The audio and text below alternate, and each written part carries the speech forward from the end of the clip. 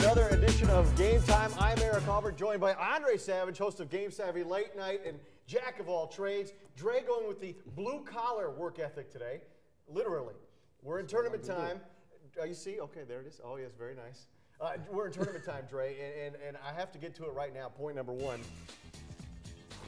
The Rogers Rams, your pick to go the furthest out of any team in Northwest Ohio in the state tournament, out last Friday. What happened? First of all, I put the pen down, okay? Because I'm trying to figure out why you have to stress the fact that it's this thing about my pick and all this business. Look, the man said, look, who may go the farthest? Rogers, best athletes, okay? It was the most aggressive team. They had a tournament run that was obviously successful the season prior.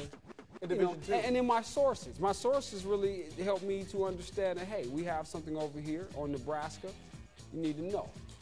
Now, the problem is that when forced to play a half-court game to some degree, they struggle. Now, I also alluded to that throughout the year as well. True. I'm just not sure. But I mean, they did beat St. John's, but you have to. I don't know that enough emphasis or urgency was placed on playing Southview. They may have been looking ahead. But that's why I say that, because you did lose to them. I didn't see the attack that I thought I might see, just because it was the first game of the tournament. You know, and I don't know what the lesson is. Rogers learns from that and maybe carries into next year. But if you Clemmy Owens, you don't really care a hill of beans about that right about now. So as a senior, no. All right, point number two here. Now we're talking City League. We're through the district semifinals, and all the City League teams are out. What does that say about the City League? I would say there's nothing wrong with the City League, Eric. It's the way it shook out.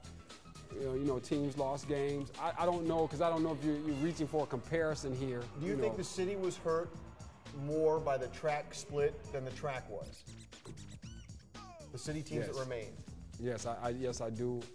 As you know, I've been a strong, adversary against the whole thing from day one. Right.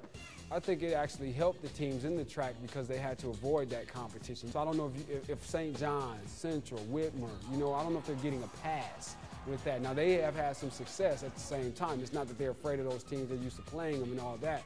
But at the same time, yeah, I do think that they were hurt by that.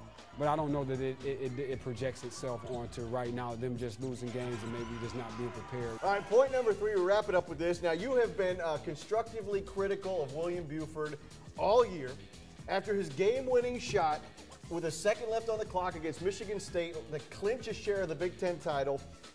Can you say now that he's one of the best ever to play at Ohio State?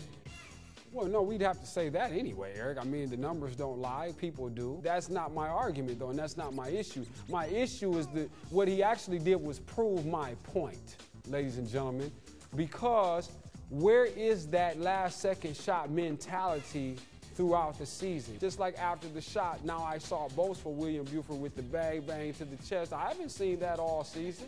We need the consistency. Ohio State is going to exit early if he does not play the 29-point man style that we saw a couple of weeks ago. Yeah, Michigan also was cheering for William Buford. You know that. You saw that reaction, right? Sharing the title. Okay. Tom Kippen.